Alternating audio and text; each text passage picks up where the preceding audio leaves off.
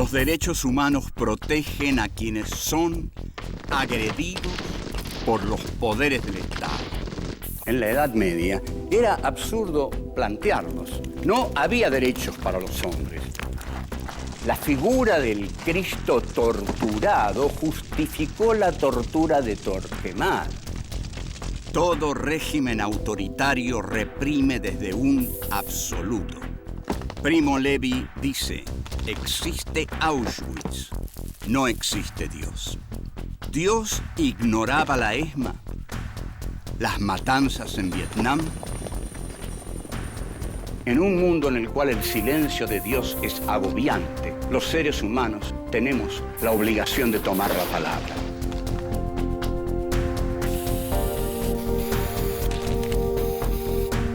Filosofía aquí y ahora 5. Filosofía y derechos humanos.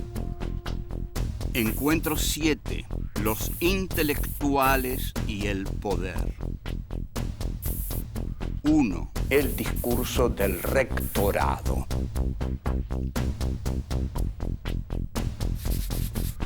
2. La voluntad de poder. Expandirse para vivir. 3. ¿Es posible la disidencia en un régimen de terror? 4. El hombre como ser padeciente. 1. El discurso del rectorado.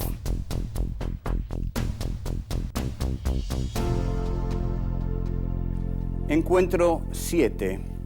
Los intelectuales y el poder. La relación de los intelectuales y el poder no siempre es fácil, y a veces es fácil y a veces es imposible.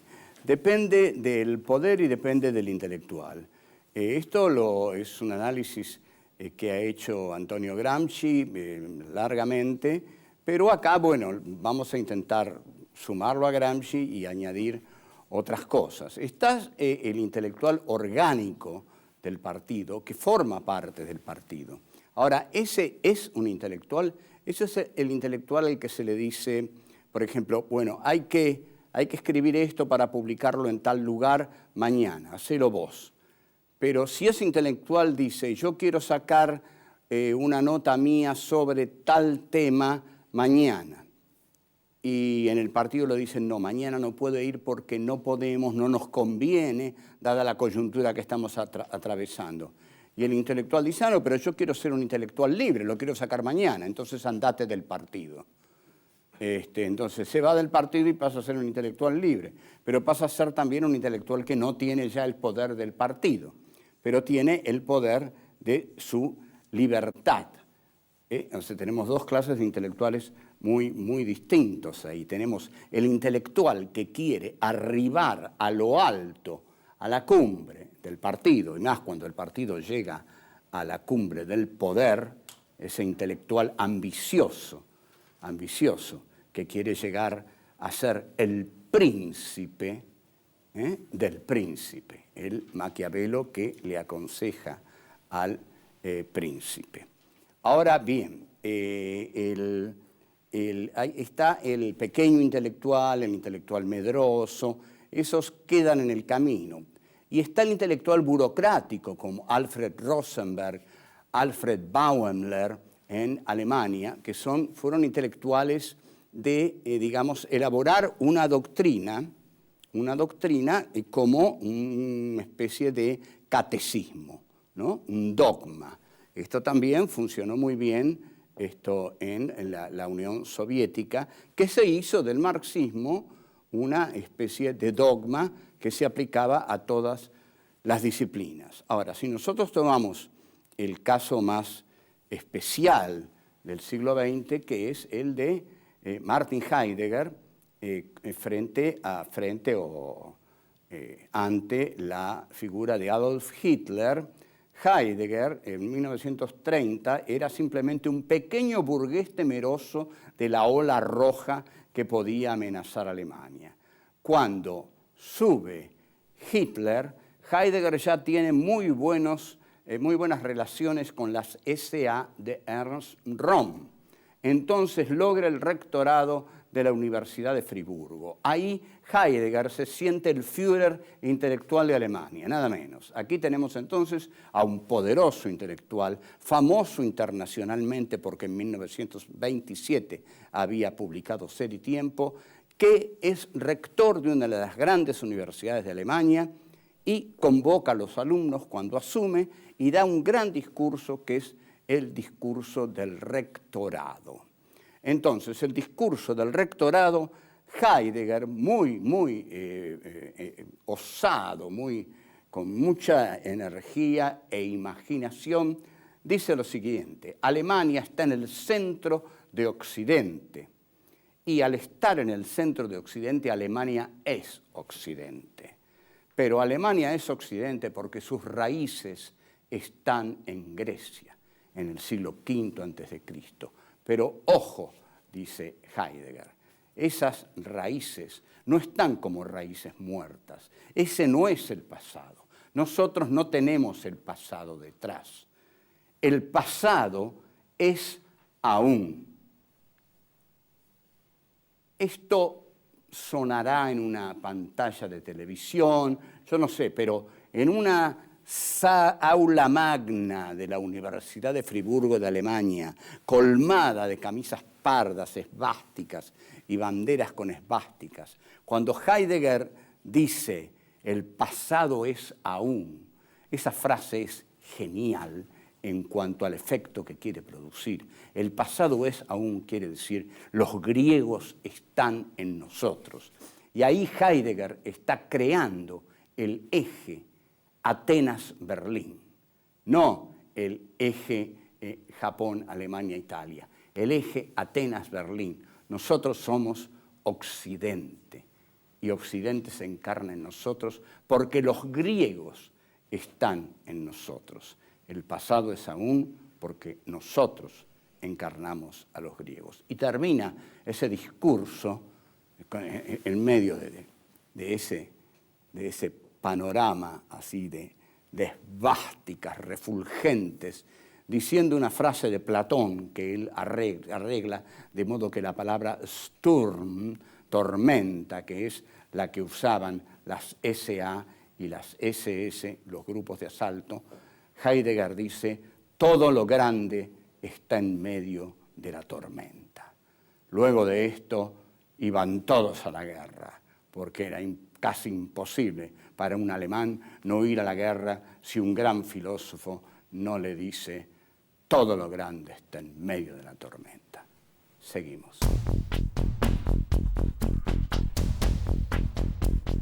2. La voluntad de poder. Expandirse para vivir. Los regímenes totalitarios, los regímenes de terror, utilizan a los intelectuales para extraer de ellos conceptos a través de los cuales se validan a sí mismos. Por ejemplo, el nazismo bebió muchísimo de Friedrich Nietzsche y lo fundamental que utiliza de Nietzsche es la voluntad del poder. Voy a explicar el nazismo muy brevemente. Ustedes ubíquense así. Alemania llega tarde al reparto del mundo, porque llega tarde a su unidad nacional. 2. Alemania logra su unidad nacional en 1871 al triunfar en la guerra prusiana que emprende de Prusia contra Francia, donde ocurre el fenómeno de la Comuna de París, pero no importa. Triunfa contra Francia con su canciller de hierro, Bismarck, y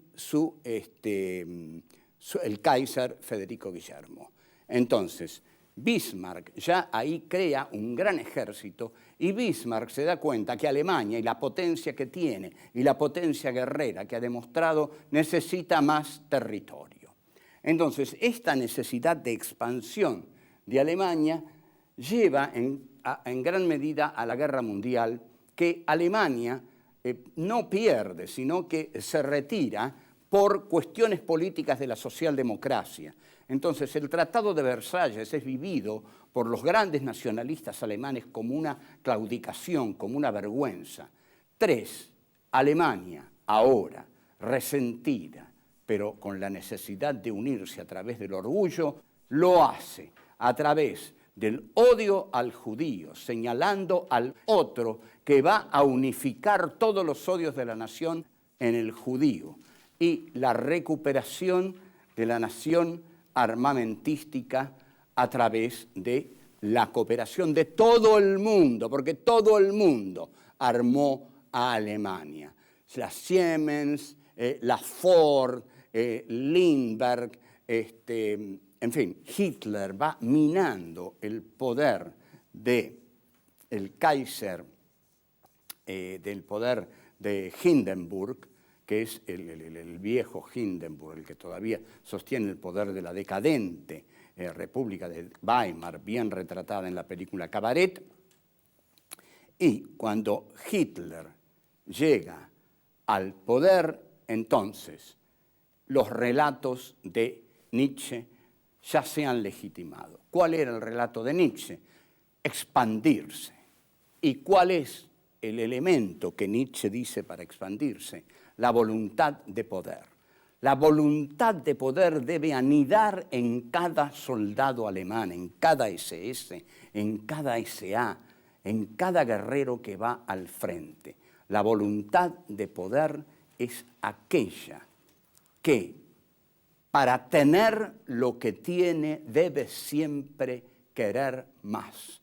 Entonces, si el problema de Alemania era haber llegado tarde al reparto imperial del mundo, porque la unidad Alemania, esto es lo que quise decir, al recién producirse en 1871 con Bismarck y el Kaiser Guillermo, llega tarde al reparto imperialista del mundo, ya está en manos de Inglaterra y Francia, y ya ha entrado Estados Unidos, tiene que entrar a Alemania. Entonces, Alemania tiene que empezar a pedir territorio. Para pedir territorio, la voluntad de poder tiene que expandirse, y el concepto está en Nietzsche. Para mantenerse, la voluntad de poder tiene que expandirse.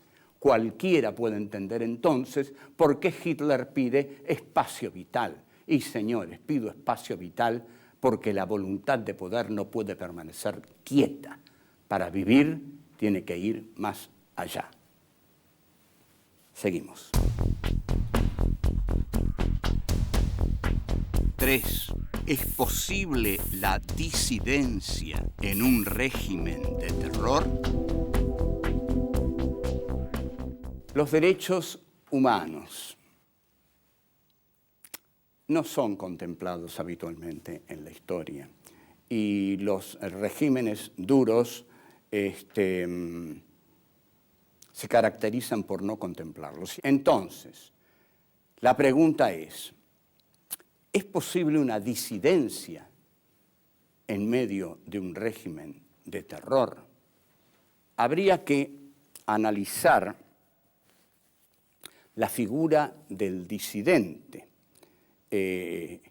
El nacionalsocialismo lo que hizo fue un miedo, un terror socializado a través de las delaciones y a través de algo esencial de un régimen de terror. La gente tiene que saber. Aquí también pasó eso. Le hacían saber a la gente común, a la gente normal, que el terror existía, porque no en vano tiraron un cadáver en el obelisco. Ustedes díganme, pero no a mí, digan, o díganme a mí si quieren, si esto no es deliberadamente hacer saber a la población que aquí estamos matando a cualquiera, señores. Y la población toda comentando, ¿vieron? Hay un cadáver en el obelisco. Ustedes se dan cuenta, es un cadáver en la centralidad del país, en el obelisco.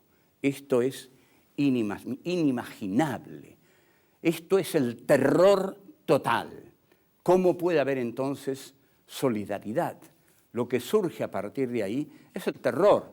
Ese tipo puedo ser yo. ¿Quién es ese tipo? ¿Qué hizo? Entonces inmediatamente todos empiezan a averiguar, porque parte del terror es averiguar quién era ese tipo para saber si yo puedo sentirme inocente. Y así vino la frase famosa argentina, algo habrá hecho y algo habrá hecho para que lo tiren en el obelisco. Y el más lúcido que finalmente decía, no hizo nada, tiran a cualquiera en el obelisco. Y la frase que mucho se decía entre los que se reunían para buscar seguridad era a cualquiera por cualquier cosa. Entonces esta es la frase del terror. ¿Qué se hace frente a una dictadura? Frente a una dictadura, lo inevitable es, si uno quiere enfrentarla, tiene que arriesgar la vida. La joven Sophie Scholl en Alemania, de apenas 20 años, apenas, más o menos, arriesgó su vida a esa tan tierna edad y la guillotinaron. Por lo menos no la torturaron, no la maltrataron, la guillotinaron. Pero esa joven habla en pos un poco de la dignidad de Alemania, pero una joven no va a salvar a Alemania, como tampoco el atentado a Hitler que le hace la élite militar va a salvar el honor de Alemania. Quiero detenerme en esto. ¿Qué es tirar a alguien en el obelisco? Es decir, cualquiera puede morir, nadie está salvo, que nadie haga nada contra nosotros, porque va a terminar ahí, en el obelisco. Entonces, la pregunta es, ¿cómo es posible una disidencia? ¿Qué implica una disidencia? Una disidencia implica el riesgo, aceptar el riesgo a morir dentro de un régimen de terror. Aceptar el riesgo a morir. Pero no es el riesgo a morir, porque más de una vez un militante, un intelectual, ha pensado, bueno, si me matan mientras voy caminando por una calle oscura de 34 balazos de ametralladora, bueno, ¿qué podrá pasar? Me dolerá el primero, me dolerá el segundo, después no me van a doler más. Pero aquí el problema es el sufrimiento. Yo quiero llegar a esto. El problema es el dolor. ¿Cuánto dolor es capaz de tolerar un hombre? Esta es la pregunta. Y hay una pregunta que hace, con la que empieza la novela, una novela de Martin Cohen, que dice, ¿desde qué edad se puede empezar a torturar a un niño? Preguntas que se hacían los torturadores de la Junta Militar. Entonces, todo disidente sabía que ese era el riesgo que corría.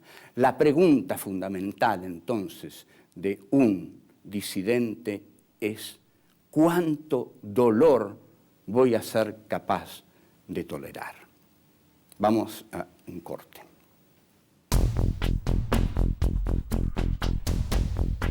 Cuatro. El hombre como ser padeciente.